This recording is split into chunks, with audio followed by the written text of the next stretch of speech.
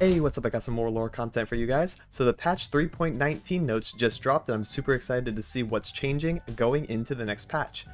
I know a lot of people are excited for the changes, the buffs, and especially the nerfs to Seraphine and Fan. So yeah, let's just get right into it. As always, drop a sub if you're new, drop a like, it really helps the algorithm, and let's get right into the changes. Now this is going to be the first time I'm seeing these changes, so I'll be giving my best first impression and also initial reaction, and some thoughts in seeing what decks are going to be meta and how these changes are going to affect the game as a whole. So, getting right into it, card updates. Here's a look at the card updates coming this patch, which we saw late last week. It was very nice of them to do, that way we had some discussion about it. We could prepare for the patch itself, and yeah, we had this this picture. It was really nice to have. Alright, champions and related card buffs. Varus, target 8 allies to target 7 in order to fulfill his level up condition. Now this is exactly what I called. 8 was a little too much, 7 should make him a little bit faster, especially if you're playing Varus and Kayn, which is the deck I play. You don't run a lot of targeted stuff, so getting Varus level was kind of like, on the back burner, but now it could actually be a primary focus because there is a big difference between 8 and 7. Honestly, being able to hit for 7 should be a little bit more consistent to get Varus up there and ending some games. The analysis little thing over here says, we're lowering Varus' level up requirements to give him more opportunities to shoot his shot. Okay, alright, I like that, that's pretty good. Jinx, alright, level 2, change, now creates her first super mega death rocket on a level up, cannot create another that turn. That is really interesting. Jinx has struggled to be competitive for some time. Turns out emptying your hand is a hefty price to pay. We're giving Jinx a super mega death rocket up front to reward her gambit, even if she doesn't stick around to see the explosion. Okay, editor's note. Verse, stop trying to make Super Mega Death Rocket happen. SMDR? I mean, that's a pretty good acronym for it. So, okay, that's pretty nice, actually. So Jinx on level is no longer like a delayed benefit. You get the rocket right away, which helps deal 4 damage to the enemy face and 1 to all enemy units. So that's really good at getting ready to go for game-winning swings in the next 1 or 2 turns, maybe even the next one if we can get another rocket the next turn. So I mean, this is just a lot of pressure. I think this will modernize Jinx and keep her in line with the power of the newer cards that have been released, because I think she has been long forgotten, but now, Hey, guess what, guys? We got Star Guardian Jinx in the game. Now is the time to use that skin, because I think she's actually going to be pretty relevant next patch. So yeah, I think this is a fantastic change. Jax. Equipped allies have dealt 15 to now 12. Okay, Jax has found some footing alongside Vayne and her support cards, but he still doesn't feel like the star of the show or his origin. We're lowering Jax's level of requirements to give the Grandmaster at Arms a chance to continue to shine once tumbling gets a little tougher. So that's a little teaser for something else that's getting nerfed this patch, which is Tumble. We know about that. So, alright, Jax is going to be taken away from Vayne. We want to make him the star of the show. I've played Jax Tristana, where he levels very consistently, and his Overwhelm is actually super relevant because you're going wide with weapons. He could also be played with Ornn. I'm pretty sure that was the intended pairing, was Jax Ornn, with the Forge stuff and the strong Weapon Master cards that Jax provides. So yeah, we could actually take him a couple different directions. I really like the idea of making him the star of the show. This is a fantastic quote. So yeah, we're going to do that, play some Jax decks. I think this is a great change for him. Next we have Snip Snip. Gwen's ability drains to minimum. We don't want leveling up your champion to feel like a downside when we can avoid it. With that in mind, we're giving level Gwen Snip a minimum of 2 to make sure she'll always be taking at least a little off the top. Okay, cool. Even when being stunned, that makes sense. Sure, deal 1 from enemy nexus every time. So this is affecting her leveled up form, because her base one always does 2, but her leveled up one does damage based on how much attack she has, right? So, okay, always drains 2 minimum. That makes it a little bit more consistent, makes her level 2 effect in line with her level 1 effect, so that's a good change. Small things here and there. Alright, next we have Seraphine. First up on the nerf, a chopping block change. You've played 6 new spells to 9 new spells. Oh my god, that is a hefty nerf.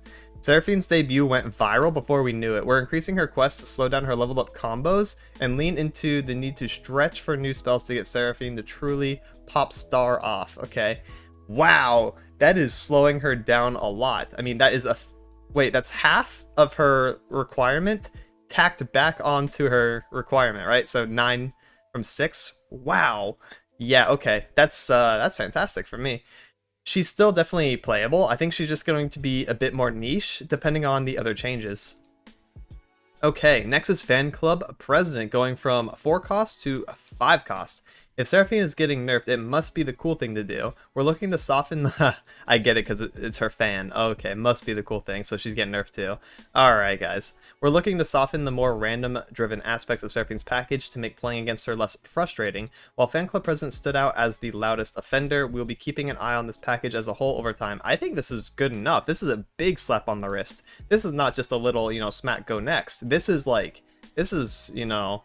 that's crazy amounts of change. 5 cost Fan Club. I wouldn't be surprised if Seraphine just gets put on the shelf, to be honest. Alright, moving on to Vayne. Tumble from 3 to 4. This is exactly what I called. So I called Varus, and I called Vayne so far. With Domination's release, Vayne has tumbled her way into multiple tier 1 decks, her ability to supply free attacks, and rake in rallies with Scout. Yeah. Okay. As a self-proclaimed filthy Vayne main, this is really going to make me feel at home by either snowballing early or feeding hard. Yep, translating the League of Legends gameplay straight into Legends or Runeterra. You love to see that. And then Vayne on level 2, reduce the cost of tumble by 3, reduce the cost to 0 to make it more consistent. So it's not going to be a 1 cost tumble, it's still going to be free. But the base tumble is going to be 1 turn slower. Okay, cool. Lee Sin getting a pretty hefty nerf here. Cast 8 to cast 10, so it's probably going to be a little while for us to see Lee Sin again, because honestly I haven't seen too much Lee Sin. I know he comes up in tournament play more than solo queue, but this is pretty bad. This is pretty bad for him. With the introduction of equipment and tools like Tellstones and Cultist spells, targeting allies and spamming spells has become easier. That's a fair point to make. Yeah, there's a lot of spells that are 2-for-1s, including Tellstones, including the Master Yi spell. So yeah, it makes sense. We're increasing the numbers on some of the biggest benefactors to compensate. Okay, cool. Warlord's Hordes, probably the same deal. Yeah, this is like an overall statement about the next cards. Lee Sin, Warlord's Horde, because those are targeted effects that decrease their countdown. So because they get benefits from multiple spells, they get benefits from equipment, it makes sense to compensate nerf, make the countdown just 1 slower. Honestly, this doesn't hurt action all that much. Swain going from 4-6 to 3-6. Okay, we can kill him with Calling Strike now. Let's go. While we're happy with Swain's new overwhelming gameplay brought by his patch 3.16 buff, we want to tap his power to make blocking him a little less painful. Okay, and then he's also losing the 1 to reflect his level 1. That makes sense.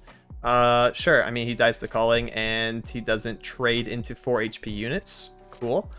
He's still really strong. He still has Overwhelm on level, so they're keeping the identity of Swain while just nerfing his overall power a tiny bit. Ionia Tellstones, Health Potion, Homecoming, Gruesome Theater, Ritual Renewal. Wait, what? Create Fleeting Gruesome Theater, Ritual of Renewal, or Stand United. We're losing Health Potion and Homecoming? Yo, Ionia Tellstone's probably going to be trash. Gruesome Theater, Ritual Renewal. Okay, so the Tellstones are now going to be Gruesome Theater, which is a 2-mana fast, recall a unit with 3 or less health. This is a card that I have not seen run, but is actually pretty decent. So it's just going to be a 2-mana recall. I think for 3 mana, this is actually pretty good disruption. So this is not a terrible card for Tellstones. And then Ritual Renewal, heal an ally or your Nexus 4, draw 1. So this is anti-decimate. So it's like Health Potion, but it costs more, slow speed, and it's a draw. So honestly, I think this is actually better for burn for them to have this over Health Potion, because Health Potion heals just 1 less, but for like 2 mana at burst speed. This is slow speed, they have to generate it, so it's 5 mana total. Yeah, okay. This overall, not very good. This one is actually pretty decent, and then it's still going to have the Stand United, which is the Shen spell. So, okay. That's pretty interesting. I think that's a pretty big nerf for Ionia Tellstones. Shimon Wind going from burst to focus, so we can't use Shimon Wind as blocker. That's pretty much what this means. If the opponent starts a attack call, you cannot Shimon Wind to make a 1/1 chump blocker. So that's pretty cool. Have to use this aggressively, so that's pretty good, especially for aggro. I'm an aggro player, I'm a burn player. I love it when I cannot be burst speed blocked, so this is a pretty good change. Relentless Pursuit, grant an ally 1/1 to just rally. This is what I called as well. And then I just going to 5. So yeah, I definitely also called this. So we're going to get 4 mana rally on the Relentless Pursuit, and this is going to stay, the same for Lucian's champion spell. Just no more 1/1. and then Golden Aegis is going to 5. So you're paying 1 extra for a barrier. Demasia's 2 Premier Rally is supposed to have been meta forces since before Garen learned how to use the sword. With the wider card pool, getting extra attacks is acting as a strong force multiplier, occasionally ending games in a way that feels premature. Alongside the tumble change, we're looking to tone back the efficiency of free attacks as a whole. Sorry, Tarek. Yeah, Tarek, Poppy just got hit pretty hard by this. Most Demacia rally strategies are now going to have to suffer or figure out another way to end the game as consistently as they did before. I think this is still good. I think they're just going to move back to this. Like, this is still 4-mana rally at the end of the day. The +1/+1 is like, meh. Yeah, it's just going to be Relentless Pursuit.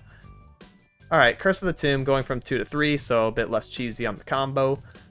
That's fine. Saga Seeker going to 1/1. This was also called. Most people agreed this was going to be the change. Now Saga Seeker can die on turn 1 to things like Go Hard, things like Thermo for 1, things like Blade's Edge. So this is a pretty good change to be able to beat out Saga Seeker on attack 1. Yep. Cool. I like that. Ionian Hook Master. Change 1101. Wait, this is Fish Fight's picture. Alright, guys. We have the classic patch notes visual bug or mess up here.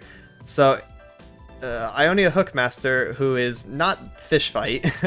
Ionia Hookmaster is the 1/1 that's a multi-region, not Demacia. Dude, this Fish Fight's throwing me off so hard. Noxus Ionia, Weapon Master. So while Ionia's Finest Fisher has done a great job of enabling different equipment synergies, her presence across most Noxian and Ionia decks has officially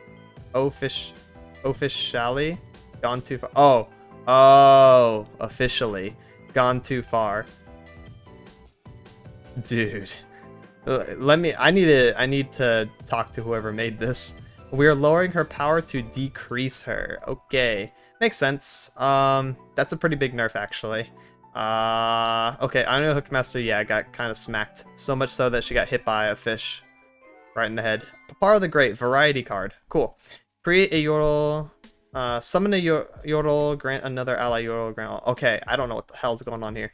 Okay, as Banasay has undergone live balancing, we struggled to find its identity as a region. With these changes, we're looking to take a few cards that never really found place. Yordle Domination. Okay. So it's going to be Manifest a Yordle, attack, grant Yordle allies 1/0. Oh, okay. Cool. Sure, let's go Paparo. Swole Scout, 3 cost 2/2. When I'm summoned, grant me 1/1 for each Yordle ally. So we can do like Yordle Swarm, I guess. This is like Yordle Swarm package.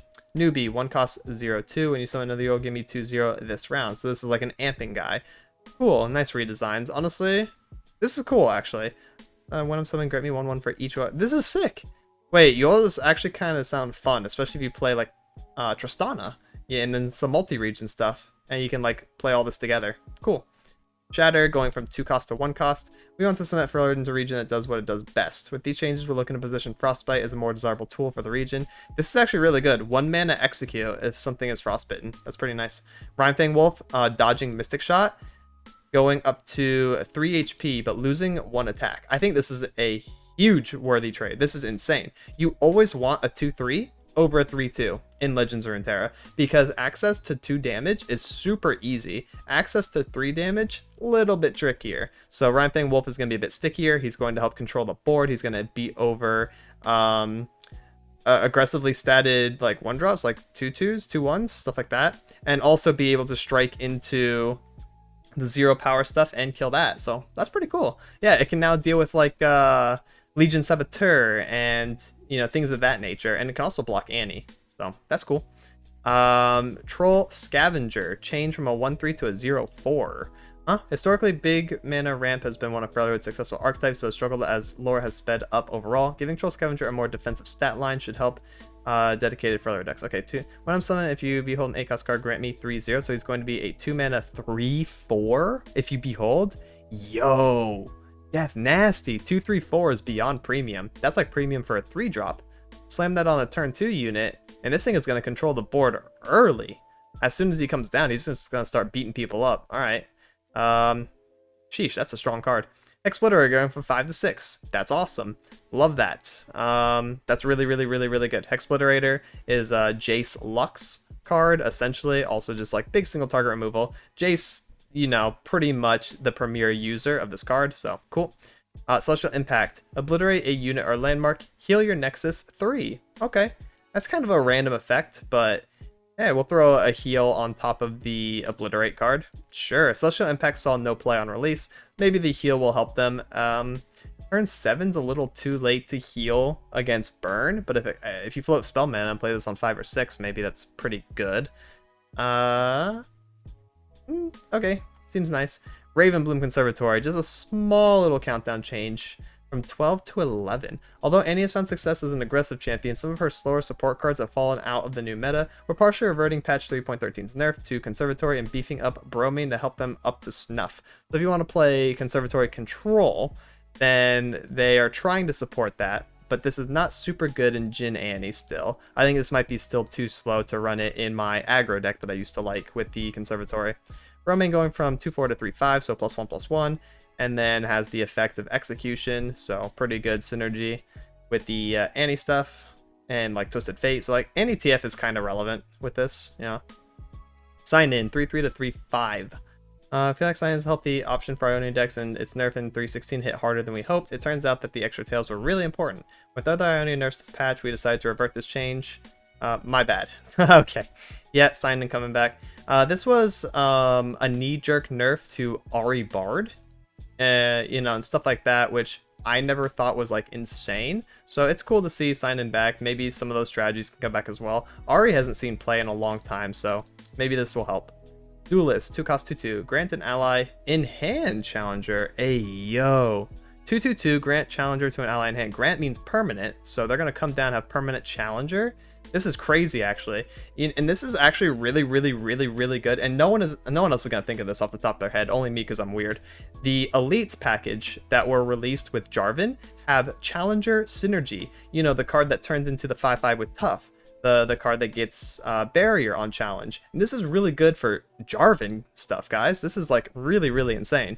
Damn, this is cool. I like this. Laurent Duelist, this is actually probably going to be a staple card in Demacia, especially like any mid-range Demacia deck that wants to control the board. Challenger is an invaluable keyword, especially against all the bench champions and bench units that are in the game now. So this is actually extremely powerful. Ibaros going from 0/0 to 1/1, so starting up 1. While silence should make an effective tool. It's to prevent silence with the 1/1. At least he can standing post silence. Plus we're thinking making him a 30/30 instead of 29/29 is just what he needs to push him over the top. Okay. Alright, cool. So if he gets silenced, hey, at least he's a 1/1. That's pretty dank. Safety Inspector, 6-cost 6/6 to 5-cost 5/5, but still does the same stuff. After the changes to Landmark Destruction in the last patch, we thought it was safe to shift a little extra power to this underutilized Inspector. Yeah, and Inspection Past is like supposed to be a burn strategy for landmarks, so that way you have like a 3 damage finisher with his Inspection Past. So, I mean, that's kind of cool. 5/5/5. He's like Jack the Winner, but like better. So, hey, maybe some kind of landmark Vandal burn could be relevant with this guy. Definitely worth looking at. Escaped A-Bomb going from 4/2 to 3/3, so still overall 6 stats, just adjusted differently. So 2/3/3 is actually way better than 4/2. With Hate Spike's Revert, we wanted to give a little more reason for Shadow Slay decks to return to this card. After all, she does love visitors. Yes, 3/3 is a lot better. This is really good. So now we can do Bakai Reaper on defense 1 if we're playing something like Thresh Nasus. So Bakai Reaper on 1 into Cursed Keeper, Ravenous Butcher targeting Cursed Keeper, and then we have what? A Bakai Reaper that's at 2/2, a 3/3, and a 3/2 on turn 2. That's a lot. I know I just saw a lot of numbers really fast, but trust me, that's a very strong turn 2 play. So yeah, this pretty good. Bone Club, 4/4 to 5/5, getting a little tap of love here. Bigger club, hit more, hurt more, good. Very good. Shadowblade Fanatic going from 3/2 to 3/3, helping out the Kayn deck a little bit. Alright, 3/3/3 is really good, doesn't die to Mystic Shot. Cultists have been fun, but struggling. I like Cultists a lot. I play Kayn Varus Mono Cultist, and it's super fun. I think this is a great change. Wrathful Rider, 7/3 to 8/3, this is completely irrelevant. There's no way this is going to see play. Gorlith, 0/10 to 0/12. When someone swap my health and your Nexus health, so you get +2 health, and he hits even harder because he's formidable. Alright, cool. Dusk Rider, 5-cost 3/5 to 4-cost 3/4. A little bit faster, contests the Nocturne mana slot, but that's okay. that is a pretty good finisher because you can combo things like turn 6. You like, let's say you're attacking on evens, right? Attack 6, you play 2-drop, then you Dust Rider for Nightfall. Pretty good. Makes it a little bit less clunky, makes it more smooth. Reaver's Row, 5 cost to 4 cost. Cool. When you're building a deck around 1-drops, dropping 1 turn earlier can be pretty critical.